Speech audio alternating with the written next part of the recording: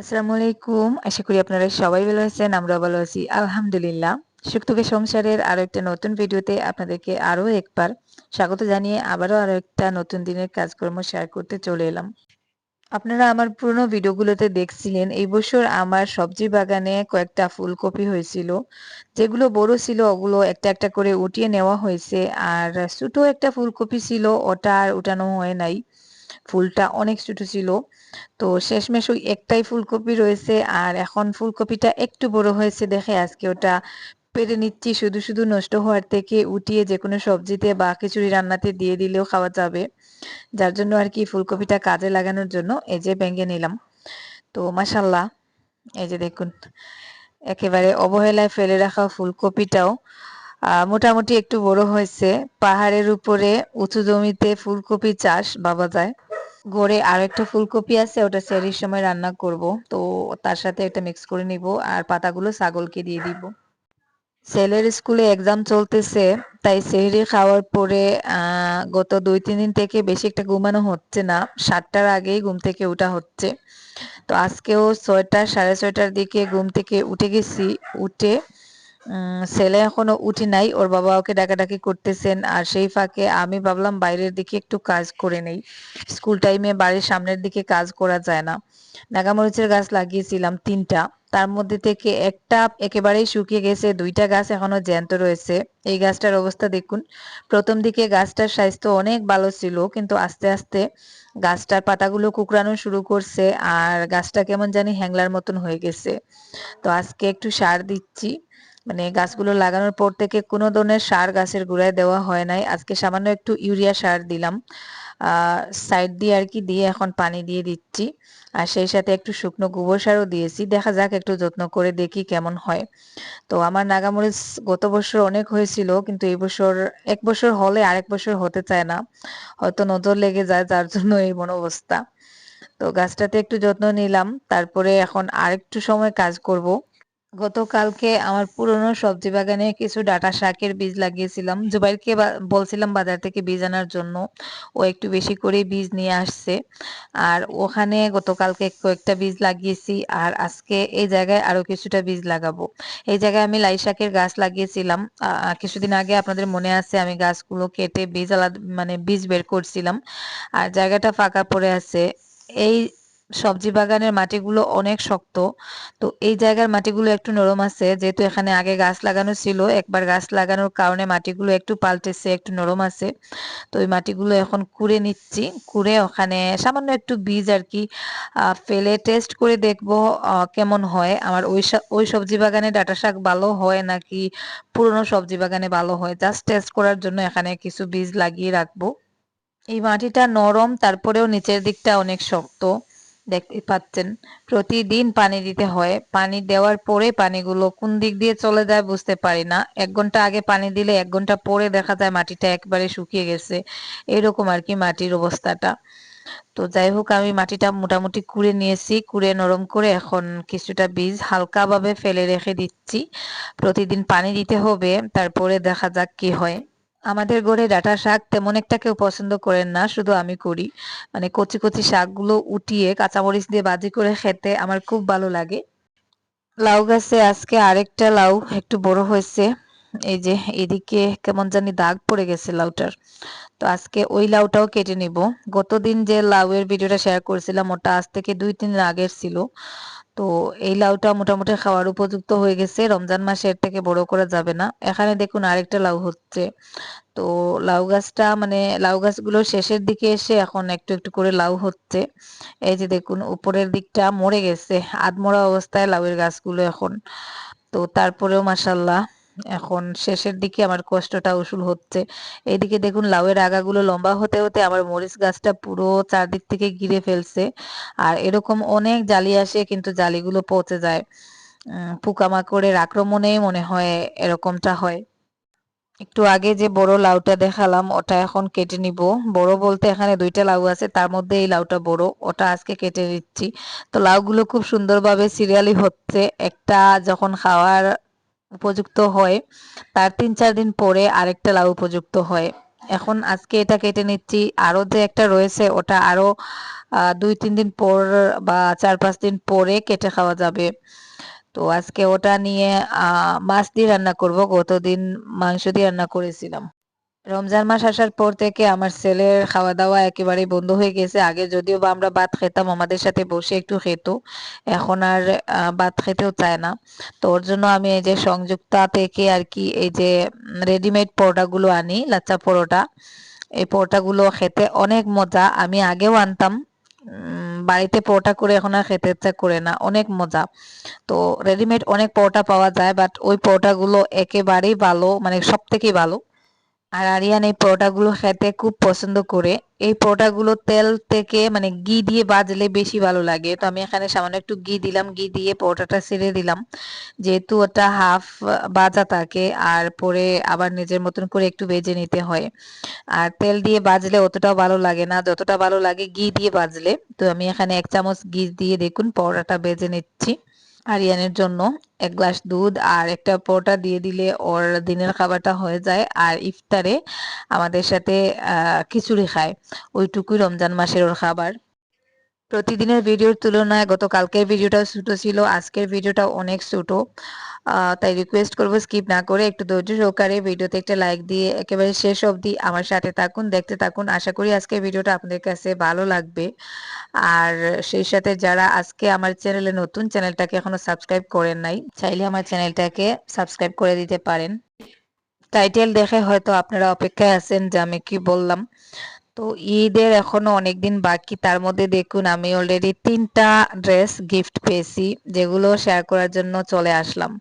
তো এখানে 3টা ড্রেস দেখতে পাচ্ছেন, আমি একটা একটা করে আপনাদেরকে দেখাবো। প্রথমে আমি যে ড্রেসটা ওপেন করতেছি ওটা হচ্ছে আমার দেবরের পক্ষ থেকে।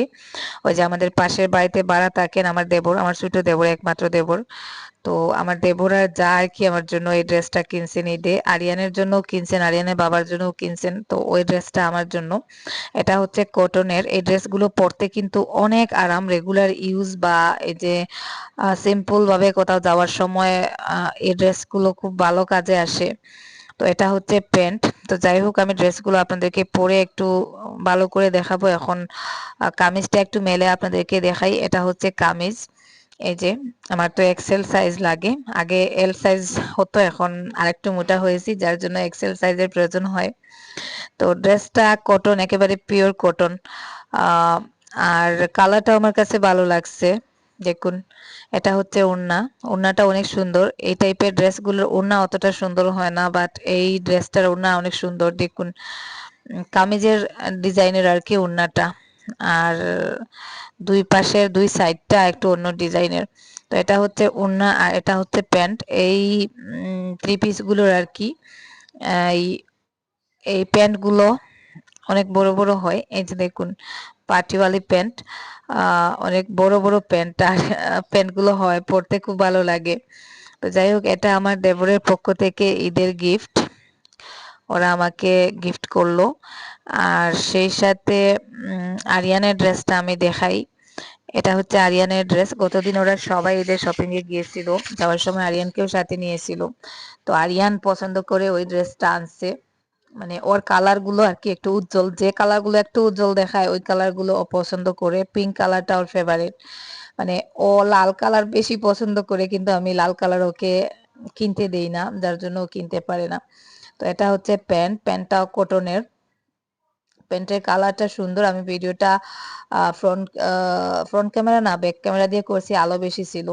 তো আমার ছেলের পছন্দ করা টি শার্ট, এই যে দেখুন ও নিজে পছন্দ করে এটা আনছে। এই ঈদে বাজারে মানে কাপড়ের বাজারে আগুন লেগে গেছে, এত দাম এত দাম কাপড়ের। তো ওই যে টি শার্টটা 420 টাকা, যেখানে ওই সেম টি শার্ট আমি কিছুদিন আগে 230 টাকা দিয়ে আনছিলাম আরিয়ানের জন্য। এখন ঈদের কারণে এই টি শার্ট গুলো 420 টাকা দিয়ে কিনতে হয়েছে, যেহেতু এখন বেশিরভাগ দোকান দেখা যায় ফিক্সড রেটের, দরদাম করা যায় না, যেটা ওরা ফিক্সড করে রাখবে ওটা দিয়ে কিনতে হয়। তো এখানে আরিয়ানের বাবার জন্য আরেকটা টি শার্ট, টি শার্টটা আমি চাইছিলাম ওপেন করতে, কিন্তু ওপেন করা যাচ্ছে না, দেখা যাক করা যায় কিনা। তো আরিয়ানের বাবার জন্য এই টি শার্টটা আনছেন। তো ওরা এখনো বেতন পায় নাই, যার জন্য সবার জন্য নয়, জাস্ট আমরা ৩ জনের জন্য আর কি দিছে। তো বাকি যারা আছে তাদেরকে পরে দিবে বলছে ঈদের আগে। তো আমাদের ৩ জনের জন্যই আর কি নিয়ে আসছে। আমি বারণ করছিলাম আমার যাকে যে আমার এত 3 পিস গড়ে ওগুলোই পড়তে পারতেছি না, শুধু শুধু টাকা খরচ করার প্রয়োজন নেই। তো আমাদের গড়ে তো আমরা ৩ জন, বাড়তি আরো ৩ জন আছেন। জুবাইর আছে, জুবাইরকে ওরা গত ঈদেও দিয়েছিল, শিফাকেও দিয়েছিল। এইবার রাহিলা ও আছে। তো যার জন্য আর কি জাস্ট আমাদের ৩ জনের জন্য আনা। এখন আমি একটা ড্রেস আপনাদেরকে দেখাবো, যেটা আমার খুবই প্রিয় একজন ভিউয়ার্স আপু আমাকে গিফট করছেন হাইলাকান্দির। দেখুন কালারটা এত সুন্দর, কি বলবো, এত পছন্দ হয়েছে আমার ড্রেসটা। হাতাগুলো অনেক সুন্দর, এই যে দেখুন অনেকটা লম্বা আর এরকম বড় বড় আর কি সফট কাপড়ের, জর্জেট কাপড়ের মধ্যে একেবারে সফট যে জর্জেটটা হয় ওটাই আর কি। আর কালারটাও এত সুন্দর, এখানে আলোর মধ্যে আসলে অতটা বোঝা যাচ্ছে না, ক্যামেরায় অতটাও সুন্দর দেখাচ্ছে না, কিন্তু কালারটা অনেক বেশি সুন্দর। এই কালারে কালো, সামলা, ফর্সা সব ধরনের মানুষকেই ভালো মানায়। তো এর ওড়নাটাও অনেক সুন্দর, এই যে দেখুন। তো আমি ড্রেসটা একটু কাছ থেকে আপনাদেরকে দেখাচ্ছি, সাইজটাও দেখুন একেবারে পারফেক্ট সাইজ। আর সেই সাথে এই যে দেখুন কালারটা সিম্পলের মধ্যে আর কি, এটা পাকিস্তানি সুইট। এই যে দেখুন হাতাগুলো আমি দেখাচ্ছি আপনাদেরকে, কাপড়টা দেখুন কতটা সফট, যেটা হয়তো কাছ থেকে দেখাচ্ছি বলে আপনারা বুঝতে পারতেছেন। দেখুন অনেকটা লম্বা, আমি এরকম পাকিস্তানি আর কি একটু লম্বা সাইজের যেগুলো হয় ওগুলো বেশি পছন্দ করি। তো ড্রেসটা আমার এত পছন্দ হয়েছে, সাধারণত গিফটের জিনিস অতটা পছন্দ হয় না, বাট এই ড্রেসটা আমার মনের মতন হয়েছে একেবারে। ওড়নার কাপড়টা অনেক ভালো আর ডিজাইনটা অনেক সুন্দর ওড়নার, দেখুন। আর প্যান্টও আছে সাথে। তো ড্রেসটা কেমন হয়েছে অবশ্যই কমেন্ট বক্সে কমেন্ট করে জানাবেন। এই যে দেখুন ওড়নাটা, ওড়নাটা অনেক সুন্দর, এই কালারে সব ধরনের মানুষকেই বেশি মানায়। হাইলাকান্দির আমার সাবিনা আপু, ওনার নাম সাবিনা।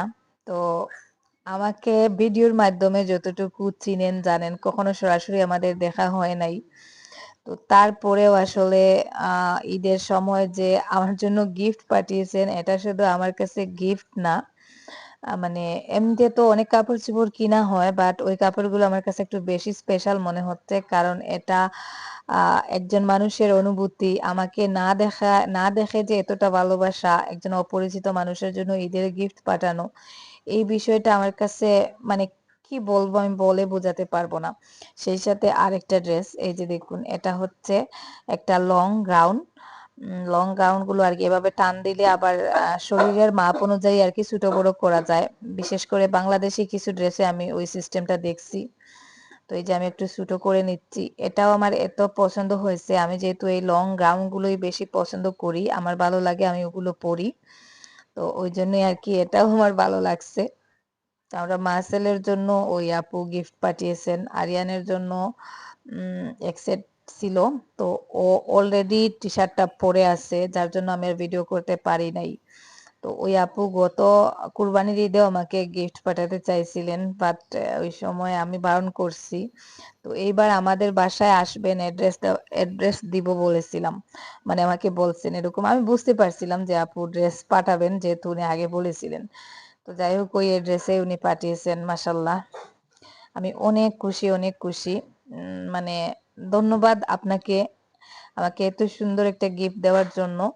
তো আর ধন্যবাদটা শুধু গিফটের জন্য নয়, আমাকে না দেখে আমার প্রতি যে এত ভালোবাসা আপনাদের কিছু মানুষের, আহ যেটা দেখে আমি অবাক হয়ে যাই। মাঝে মধ্যে মনে হয় ইউটিউবে কাজ করাটা সত্যি আমার একটা সফলতা, বা আমি সাকসেস হয়েছি। এত এত অপরিচিত মানুষের ভালোবাসা, যেটা হয়তো আমি আর অন্য কোনো প্রফেশনে পেতাম না, যেটা ইউটিউবে আসার পর থেকে পাচ্ছি। আপনার ড্রেসটা পেয়ে আমি এত খুশি, যেটা বলে বোঝাতে পারবো না। তো যাই হোক, সবাই ভালো থাকুন, সুস্থ থাকুন। আল্লাহ হাফিজ, আসসালামু আলাইকুম।